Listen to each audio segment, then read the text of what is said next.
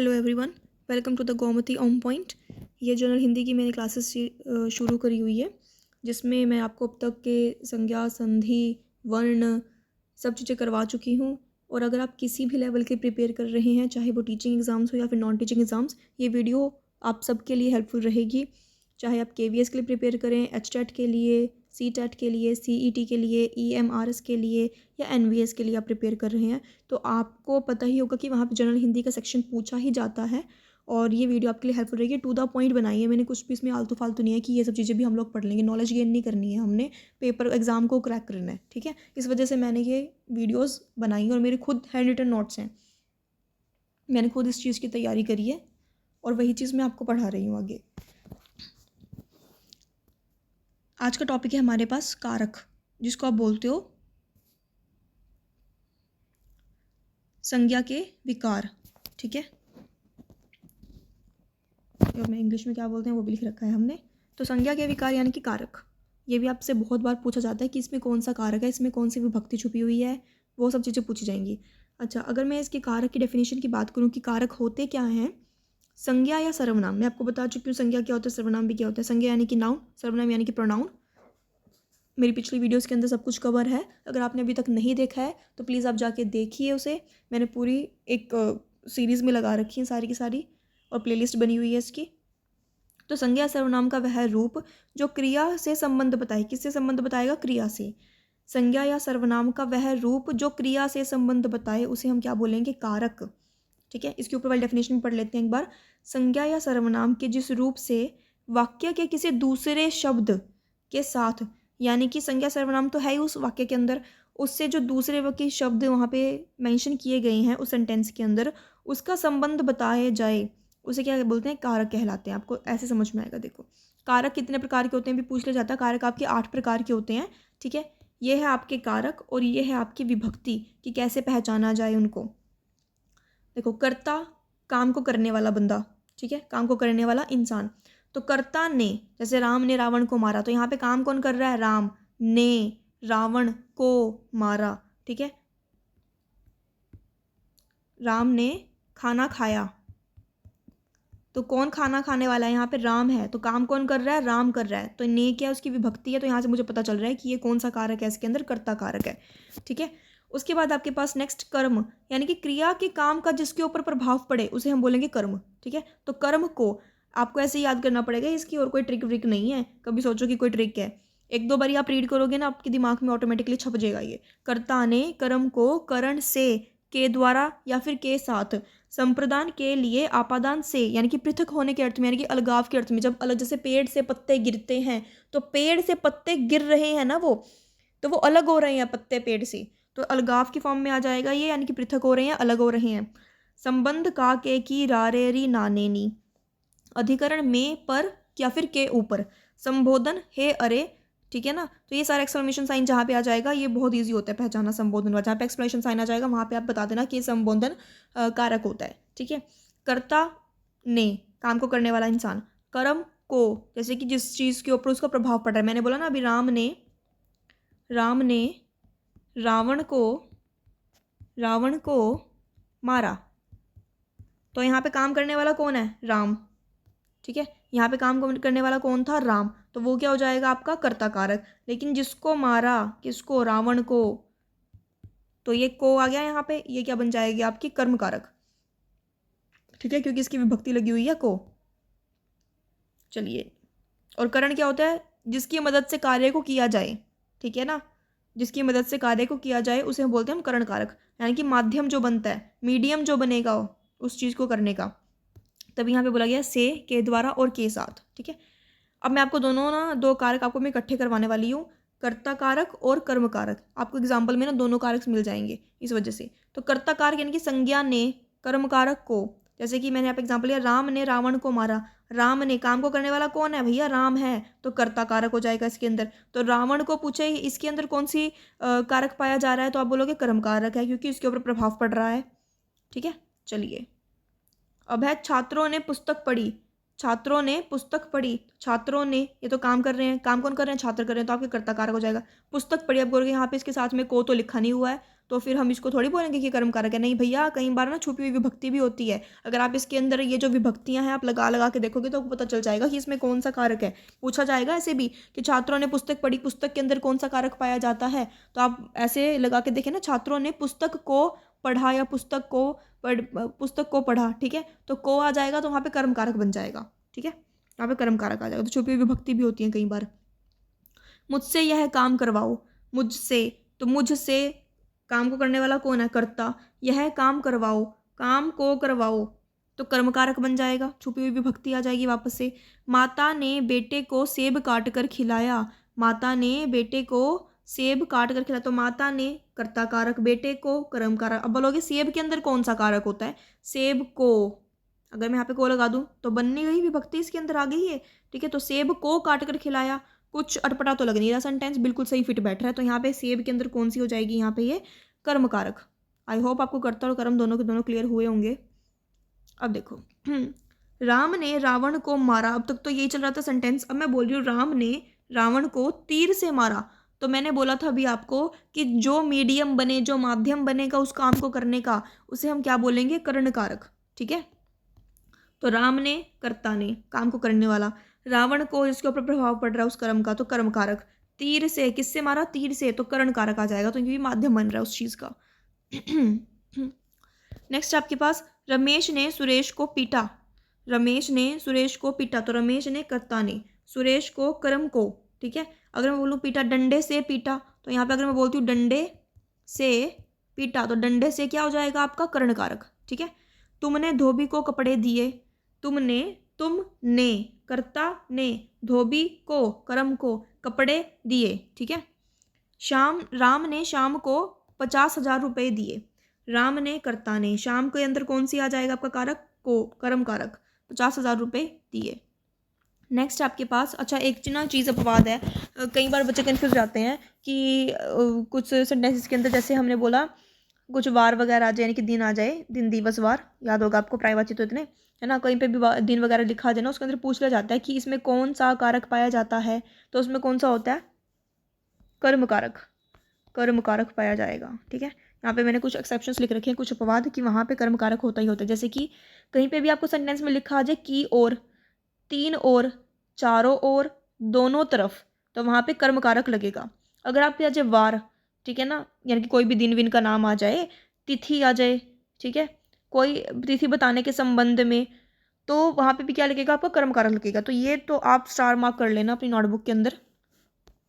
चलिए, जैसे कि यहाँ पे एग्जाम्पल है, तुम्हारे घर के चारों ओर पानी भरा है, तुम्हारे, तुम्हारे, तो यहाँ पे अभी मैं संबंध बताया नहीं आपको, जैसे यहाँ पे संबंध वाला आ जाएगा, संबंध कारक। तुम्हारे घर के चारों ओर, चारों ओर अभी बताया मैंने आपको, इसमें कौन सा लगेगा आपका कारक, तो कर्म कारक, ठीक है। मैं एकादशी को व्रत रखती हूँ, तो कोई तिथि बताने के संबंध में, तो क्या आ जाएगा आपका, कर्म कारक, कर्म कारक, एकादशी, ठीक है। अगर बोलो तुम सोमवार को घर चले आना या फिर चले जाना, तुम सोमवार को, कोई भी वार आ जाए यानी कोई भी दिन आ जाए, सोमवार का दिन आ गया जैसे यहाँ पे, तो कर्म कारक, ठीक है। तो कोई भी तिथि बताने के संबंध में, कोई भी दिन बताने के, कोई भी वार बताने के संबंध में, ठीक है, या फिर चारों ओर, तीनों ओर, की तरफ, दोनों तरफ, इस तरीके से आ जाए ना कुछ भी, तो वहाँ पे आपका हमेशा क्या आ जाएगा, कर्म कारक, और ये आप नोट कर लेना। नेक्स्ट आपके पास कर्ण कारक, कर्ण कारक से, के द्वारा, के साथ, ठीक है, तो ये भी माध्यम का कार्य करता है। कर्ण कारक, तुम बस से स्कूल जाते हो, तुम, काम कौन कर रहा है यहाँ पे, कर्ता कारक, कर्ता ने, ठीक है, तुमने, तुम, बस से, किससे जा रहे हो, बस से जा रहे हो, तो कर्ण, कर्ण कारक आ जाएगा यहाँ पे। मैं पेन से लिखता हूँ, किससे लिखता हूँ, पेन से, तो यहाँ पे माध्यम कौन बन रहा है, पेन बन रहा है, तो यहाँ पे कौन सा आ जाएगा, कर्ण। तो कर्ता, काम को करने वाला, मैंने आपको डेफिनेशन बताई है, विभक्ति तो है ही उसके दिमाग में रखो, लेकिन जो मैंने आपको डेफिनेशन बता दूँ ना बार बार, कर्ता कौन होता है, काम को करने वाला, तो यहाँ पे काम कौन कर रहा है भैया, मैं कर रहा है, मैं, तो मैं क्या हो जाएगा, कर्ता कारक। तुम बस से स्कूल जाते हो, तो यहाँ पे कर्ता कौन कर रहा है, तुम जाते हो, तो ये भी क्या है, कर्ता कारक, तो दिमाग में रखना। अच्छा, इसके कुछ है, कोई भी अंग भंग हो जाए या समय बताना हो या समय पूछना हो, तो वहाँ पे भी आपका क्या हो जाएगा, आपका कर्ण कारक आएगा, दिमाग में रखना, ठीक है। कोई भी अंग भंग हो, समय बताना हो, समय पूछना हो, तो वहाँ पे कौन सा कारक लगता है, कर्ण कारक, ठीक है। और कहीं पे भी अगर वार की बात की जाए, तिथि की बात की जाए, ठीक है, और अगर आपकी उसकी बात की जाए, चारों ओर, चारों ओर, ठीक है, तीनों ओर, दोनों तरफ, तो वहाँ पे क्या हो जाएगा आपका कर्म कारक हो जाएगा, याद है ना। चलिए नेक्स्ट है संप्रदान कारक। अब कौन सा है संप्रदान कारक, संप्रदान के लिए या फिर को, के लिए के अर्थ में देखो सीता पढ़ने के लिए स्कूल गई, किस चीज़ की, क्या काम करने के लिए गई भाई, वो पढ़ने के लिए गई है, तो पढ़ने के लिए यहाँ पे इसके साथ में विभक्ति लगी तो आपको पता लग जाएगा पढ़ने के लिए क्या हो जाएगा आपका संप्रदान कारक। तो पूछा जाएगा कि इसमें इस सेंटेंस के अंदर अंडरलाइन वर्ड के अंदर कौन सा कारक पाया जाता है, तो आप बोलोगे संप्रदान कारक। नेक्स्ट आपके पास मैंने बच्चों को खिलौने दिए, मैंने बच्चों को खिलौने दिए। देखो अगर को हटा करके के लिए लग रहा है तो वहाँ पे कौन सा हो जाएगा संप्रदान कारक। अगर ये वर्ड नहीं लग रहा है इसको हटा करके तो आप क्या बोलोगे फिर, किस में आया था अभी को, करवाया कि नहीं करवाया अभी, याद कर लो, पता चले नींद में ही हो सारे के सारे। मैंने बच्चों को खिलौने दिए, जब को शब्द हटा करके के लिए शब्द लगाया जा सकता है तो संप्रदान कारक बन जाता है। ठीक है, मैंने बच्चों को खिलौने दिए तो भी संप्रदान। ठीक है, मैंने बच्चों के लिए खिलौने दिए तो भी संप्रदान। अब है राम ने रावण को मारा, राम ने रावण को मारा। अब इस वाले के अंदर को हटा करके ना के लिए लिख के दिखाओ। राम ने रावण के लिए मारा, भाई किसको मारा, सीता को मारा, लक्ष्मण को मारा, किसको मार दिया, किसी को भी नहीं मारा, सीता के लिए रावण को जरूर मारा है ना। तो राम ने रावण को मारा, तो को यहाँ पे कर्म कारक आ जाएगा क्योंकि यहाँ पे आप के लिए नहीं लगा सकते इसको रिप्लेस करके, इस वजह से यहाँ पर कर्म कारक है और यहाँ पर संप्रदान कारक है। आई होप समझ में आया होगा। अच्छा, कुछ इसके भी अपवाद हैं, ये भी दिमाग में रखिएगा आप।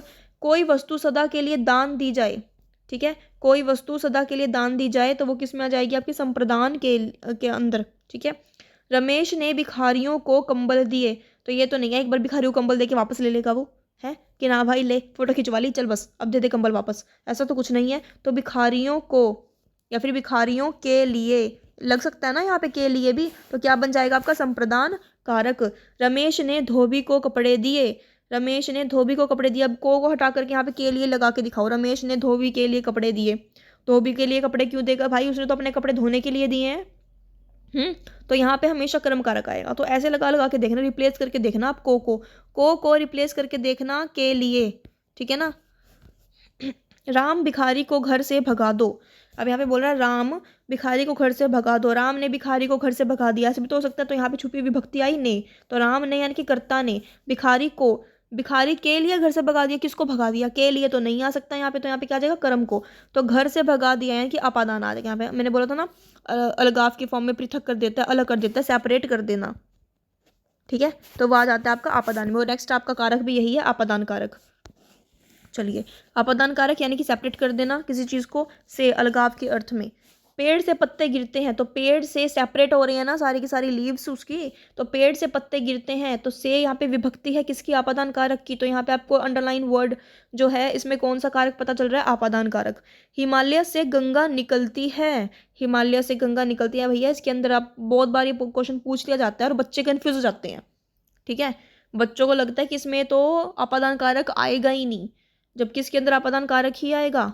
ठीक है ना, हिमालय से गंगा निकलती है, तो निकल रही है वो वहाँ से निकल करके नीचे आपकी उसमें आ रही है, हिमालय से गंगा निकलती है। ठीक है, तो यहाँ पे आएगा आपादान कारक। बच्चे भूतों से डरते हैं, भूतों से डरते हैं, तो डरते हैं तभी तो उनसे दूर भागते हैं, जब दूर भाग रहे हैं इसका मतलब सेपरेट हो रहे हैं, अलगाव हो रहा है, तो आपादान कारक।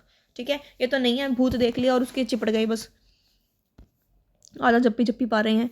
मेरा पड़ोसी मेरी तरक्की से बहुत जलता है, ये तो भैया बहुत सही बात कही है। मेरा पड़ोसी मेरी तरक्की से बहुत जलता है, तो तरक्की से जलता है ना, यहाँ पे कौन सा आ जाएगा आपका आपादान कारक।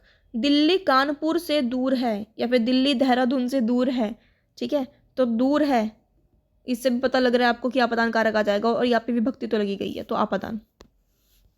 ठीक है, आपादान से। अब तक हमने क्या किया है, कर्ता ने कर्म को, आगे सही बोल रहे हो, लो देख ही लो चार्ट एक बार। कर्ता ने कर्म को करण से, के द्वारा या फिर के साथ, संप्रदान के लिए, आपादान से। ठीक है, अब है संबंध।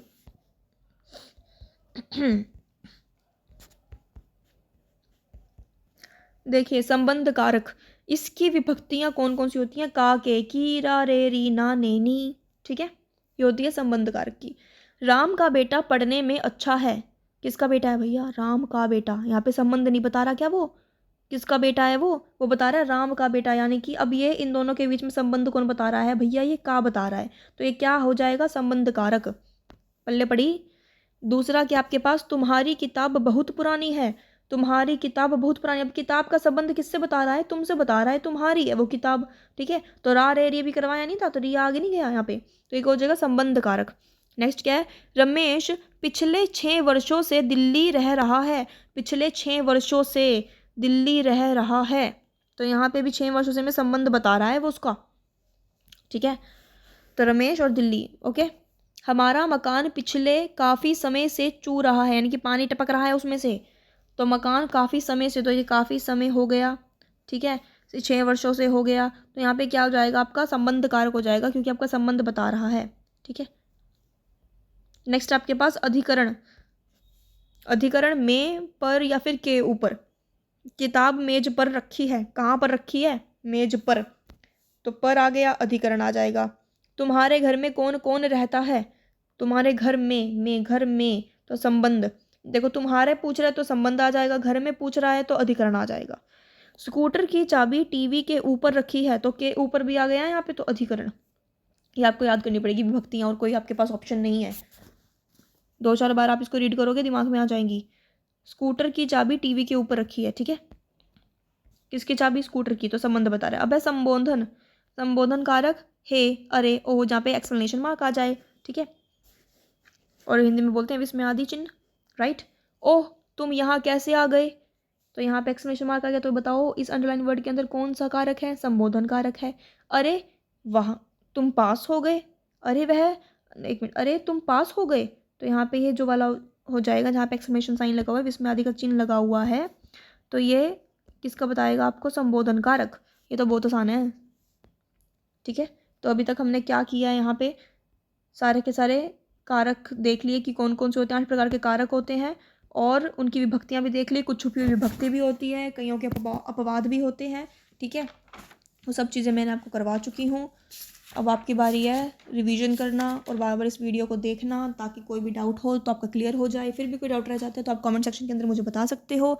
एक बार हम ये कारक देख लेते हैं, उसकी विभक्तियाँ देख लेते हैं। देखो, कर्ता ने कर्म को करण से या फिर के द्वारा या फिर के साथ, संप्रदान के लिए, अपादान से, यानी कि अलगाव की फॉर्म में सेपरेट हो रहे हैं वो यहाँ पे। संबंध का, के, की, रा, रे, री, ना, ने, नी। अधिकरण में, पर, के ऊपर। संबोधन हे, अरे, ठीक है ना, वाह, ओए, हाय आदि। ठीक है, आदि। चलिए, अगर आपको ये मेरी वीडियो पसंद आई है तो प्लीज़ इसको लाइक कीजिए और मेरे चैनल को सब्सक्राइब कीजिए, एंड ऑल्सो आप शेयर कीजिए। जो भी बच्चे टीचिंग और नॉन टीचिंग एग्ज़ाम्स के लिए प्रिपेयर कर रहे हैं, उन तक ये वीडियो पहुंचाने की कोशिश कीजिए, शेयर कीजिए प्लीज़। ठीक है, और and have a nice day.